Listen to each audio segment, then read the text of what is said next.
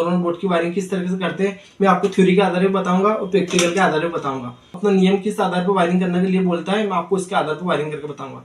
अगर दोस्तों आप वीडियो को लास्ट तक देख लोगे तो आप कितना ही बड़ा अपना बोर्ड हो, उसके अंदर कितने भी अपने उपकरण लगे हुए हैं, कितने भी अपने उसके अंदर स्विच लगे हुए हैं, तो उसकी वायरिंग आप आसानी से कर सकते हैं।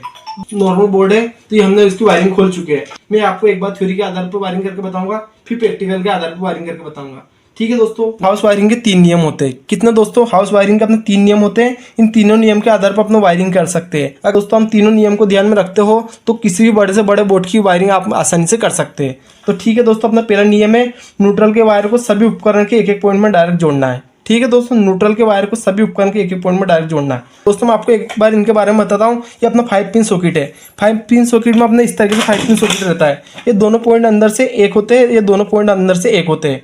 ठीक है दोस्तों, और इसमें तार जोड़ने के लिए 2 पॉइंट होते हैं। उसी तरीके दोस्तों ये स्विच है। स्विच में तार जोड़ने के लिए 2 पॉइंट होते हैं, एक से इन दूसरे से आउट किया जाता है। ठीक है दोस्तों, जैसे इस स्विच को अपने नीचे की तरफ दबाते हैं तो सप्लाई को आउट करता है और जिससे अपना उपकरण चालू हो जाता है। जैसे अपना बल्ब हो, पंखा हो, कोई भी उपकरण हो तो उससे अपना आसानी से इस तरीके से वायरिंग कर सकते हैं। तो दोस्तों मैं आपको हाउस वायरिंग के नियम बताता हूँ। न्यूट्रल के वायर को सभी उपकरण के एक एक पॉइंट में डायरेक्ट जोड़ना है। उपकरण किसे कहते हैं? जिसके अंदर न्यूट्रल फेज की सप्लाई दी जाती है, जिससे हमें लाभ प्राप्त होता है। ये उपकरण है जिसके अंदर न्यूट्रल फेज की सप्लाई दी जाती है और जिससे हमें लाभ प्राप्त होता है। जैसे हम 5 पिन सॉकेट में कुछ भी उपकरण लगाते हैं, जैसे हमने ये चार्जर लगाया है या कोई भी अपने बल्ब लगाते हैं, इस तरीके से कोई भी चीज़ लगा सकते हैं तो ये उपकरण कहलाता है। उसी तरीके दोस्तों चार्जर भी अपना उपकरण है। इसके अंदर न्यूट्रल फेज की सप्लाई देते हैं और ये जिससे अपना मोबाइल चार्ज करते हैं। उसी तरीके दोस्तों फैन भी अपना उपकरण है। फैन भी अपना हवा देता है और उसी तरीके से बल्ब भी अपना उपकरण है। बल्ब भी अपना रोशनी देता है। तो जिसके अंदर न्यूट्रल फेज की सप्लाई देते हैं तो वो अपना उपकरण कहलाता है। तो दोस्तों इसके अंदर अपने कितना उपकरण है? इसके अंदर अपने 2 उपकरण है, दोनों 5 पिन सॉकेट है। अब मैं आपको बताता हूँ नियम। न्यूट्रल के वायर को सभी उपकरण के एक एक पॉइंट में डायरेक्ट जोड़ना है। ठीक है दोस्तों, तीनों पॉइंट में से किसी में भी जोड़ सकते हैं। न्यूट्रल के वायर को सभी उपकरण के एक एक पॉइंट में डायरेक्ट जोड़ना है। ठीक है दोस्तों, ये उपकरण के अंदर जोड़ दिया। उसी तरीके से दोस्तों एक और उपकरण अपने तो इसके अंदर भी अपने इस तरीके से जोड़ देंगे। ठीक है दोस्तों, न्यूट्रल के वायर को दोनों उपकरण के एक एक पॉइंट में डायरेक्ट जोड़ना है। जोड़ दिया तो आप जल्दी समझ में आएगा दोस्तों। अब इसको दोस्तों इसके अंदर भी आपको जोड़ के बताता हूँ। इन रेड वाला वायर अपने न्यूट्रल का इस्तेमाल करेंगे और ये पीला वाला वायर अपने फेस का वायर कहलाएगा। अब मैं आपको वायरिंग करके बताता हूँ। तो ठीक है दोस्तों, 5 पिन सॉकेट में एक तरफ जोड़ देंगे। ठीक है दोस्तों, उसी तरीके से दूसरे उपकरण में इधर की तरफ भी जोड़ देंगे। ठीक है दोस्तों, अपने रेड वाला न्यूट्रल का वायर था तो न्यूट्रल का वायर हमने एक उपकरण में जोड़ा है। उसी तरीके से दूसरे उपकरण में भी अपने न्यूट्रल का वायर जोड़ दिया। ठीक है, अपने न्यूट्रल के इस नियम के आधार पर अपने न्यूट्रल की वायरिंग खत्म हो चुकी है। किसी एक पॉइंट में इधर भी जोड़ दिया, किसी एक पॉइंट में इधर भी जोड़ा है न्यूट्रल वाला वायर। तो ये न्यूट्रल वाला वायर इधर भी जोड़ दिया, इधर भी जोड़ दिया। ठीक है, न्यूट्रल की वायरिंग खत्म हो चुकी है। ये सब हम बाहर निकाल देंगे। अब अपना हाउस वायरिंग का दूसरा नियम है दोस्तों। हाउस वायरिंग का दूसरा नियम क्या है? फेस के वायर को सभी स्विच के निचले पॉइंट में डायरेक्ट जोड़ना है। अपने बोर्ड के अंदर कितने स्विच है दोस्तों? बोर्ड के अंदर अपने 2 स्विच है। तो दोनों स्विच के अंदर अपने फेस का वायर जोड़ देंगे। फेस के वायर को सभी स्विच के निचले पॉइंट में डायरेक्ट जोड़ देंगे। ठीक है दोस्तों, इन दोनों स्विच के निचले पॉइंट में डायरेक्ट जोड़ देंगे फेस वाला वायर। दोस्तों इसमें भी 2 स्विच है तो दोनों स्विच के निचले पॉइंट में अपने फेस का वायर जोड़ देंगे। ठीक है दोस्तों, मैं आपको वायरिंग करके बताता हूँ। तो मैं फेस वाला वायर है तो स्विच के निचले पॉइंट में डायरेक्ट इससे जोड़ देंगे इस तरीके से। इसके आधार पर आपको वायरिंग करके बता रहा हूँ मैं नियम के आधार पर। ठीक है दोस्तों, फेज वाला वायर को दोनों स्विच के निचले पॉइंट में जोड़ दिया। ये अपना फेज वाला वायर ये दोनों स्विच के निचले पॉइंट में जोड़ दिया। ये स्विच का निचला पॉइंट और इधर भी स्विच का निचला पॉइंट। ठीक है, हमने इस तरह के जोड़ दिया। अब मैं आपको तीसरा नियम करके बताता हूँ। तो दोस्तों अपना तीसरा नियम क्या है? स्विच का बचा हुआ पॉइंट उपकरण के बचे हुए पॉइंट को डायरेक्ट जोड़ना है। ठीक है दोस्तों, तो दोस्तों अपना हाउस वायरिंग का तीसरा नियम क्या है? स्विच का बचा हुआ पॉइंट उपकरण के बचे हुए पॉइंट को डायरेक्ट जोड़ना है। ठीक है दोस्तों, अपना हाउस वायरिंग का तीसरा नियम है क्या? एक बार मैं बताता हूँ दोस्तों आपको।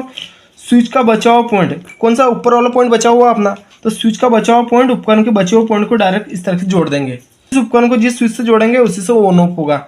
जैसे दोस्तों मैं आपको बताता हूँ, ये स्विच है। इस स्विच से इस उपकरण को जोड़ेंगे तो ये जैसे स्विच को ऑन ऑफ करेंगे तो ये अपने उपकरण अपना ऑन ऑफ होगा। तो स्विच का बचा हुआ पॉइंट कौन सा? ऊपर वाला पॉइंट बचा हुआ अपना। तो स्विच का बचा हुआ पॉइंट उपकरण के बचे हुए पॉइंट को डायरेक्ट जोड़ देंगे। ठीक है दोस्तों, मैं आपको इसमें भी इसी तरीके से आपको जोड़ के बताता हूँ। हाउस वायरिंग के तीसरे नियम के आधार पर आपने इधर भी कनेक्शन कर दिए। क्या है अपना हाउस वायरिंग का तीसरा नियम? स्विच का बचा हुआ पॉइंट उपकरण के बचे हुए पॉइंट को डायरेक्ट जोड़ना है। स्विच का बचा हुआ पॉइंट, ये ऊपर का पॉइंट बचा हुआ था अपना, तो ये ऊपर वाला पॉइंट बचे हुए पॉइंट को उपकरण के बचे हुए पॉइंट को डायरेक्ट जोड़ देंगे। जिस स्विच से जिस उपकरण को जोड़ा जाएगा उसी से कंट्रोल करेगा। जैसे स्विच अपने तो इस स्विच को अपने ऑन ऑफ करेंगे तो ये अपने उपकरण अपने ऑन ऑफ होगा। ठीक है दोस्तों, उसी तरीके से स्विच का बचा हुआ पॉइंट उपकरण के बचे हुए पॉइंट को डायरेक्ट जोड़ देंगे। किसी में भी जोड़ सकते हैं, चाहे इधर जोड़ो या इधर जोड़ो।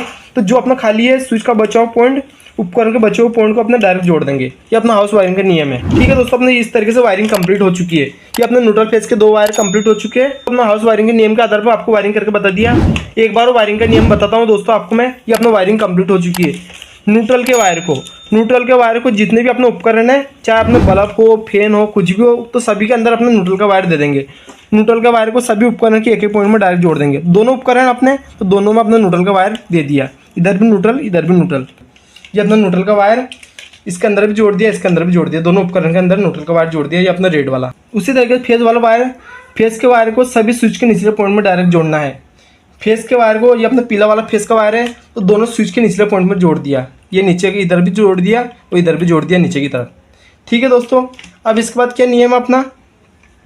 तीसरा नियम है स्विच का बचाव पॉइंट। स्विच का बचाव पॉइंट उपकरण के बचे हुए पॉइंट को डायरेक्ट जोड़ना है। स्विच का बचाव पॉइंट उपकरण के बचे हुए पॉइंट को डायरेक्ट जोड़ना है। स्विच का बचाव पॉइंट उपकरण के बचे हुए पॉइंट को डायरेक्ट जोड़ना है। जिस स्विच से जिस उपकरण को जोड़ा जाएगा उसी से कंट्रोल करेगा। ठीक है, हमने भी इसी तरीके से किया। स्विच का बचाव पॉइंट उपकरण के बचे हुए पॉइंट को डायरेक्ट जोड़ दिया। स्विच का बचाव पॉइंट उपकरण के बचे हुए पॉइंट को डायरेक्ट जोड़ दिया। अब जिस स्विच से जिस उपकरण को जोड़ा जाएगा, हमने इस स्विच से इस उपकरण को जोड़ा है, तो इसी से अपना बंद चालू होगा, इसी से ऑन ऑफ होगा। ठीक है दोस्तों, मैं आपको इसको चेक करके बताता हूँ। ये अपना दोनों वायर है न्यूट्रल फेज के, इस 5 पिन सॉकेट में लगाएंगे। ठीक है दोस्तों, इस तरीके से लगा देंगे। ये हमने लगा चुके हैं। अब अपना स्विच ऑन करेंगे। ठीक है दोस्तों, हमने स्विच ऑन कर दिया। तो इस बल्ब होल्डर को अपने लगा के बताऊंगा दोस्तों मैं आपको कि अपना ये सक्सेस हुआ कि नहीं हुआ। ठीक है दोस्तों, ये अपने बल्ब होल्डर के 2 वायर है, तो ये दोनों वायर को अपने 5 पिन सॉकेट में इस तरह से लगा देंगे। ठीक है दोस्तों, अब इसे ऑन करेंगे। ठीक है, चालू हो गया। अब वापस इसे ऑफ करेंगे तो ये अपना बंद हो चुका है। तो इस तरीके से अपने सामान्य तरीके से कनेक्शन कर सकते हैं। तो आपको इधर की तरफ भी चेक करके बताता हूँ मैं आपको। तो ये हमने जोड़ दिया। जैसे हम स्विच को ऑन करेंगे अपना बल्ब अपना ऑन हो जाएगा। ठीक है, अब जैसे इसे ऑफ करेंगे तो ये अपना बल्ब अपना ऑफ हो जाएगा।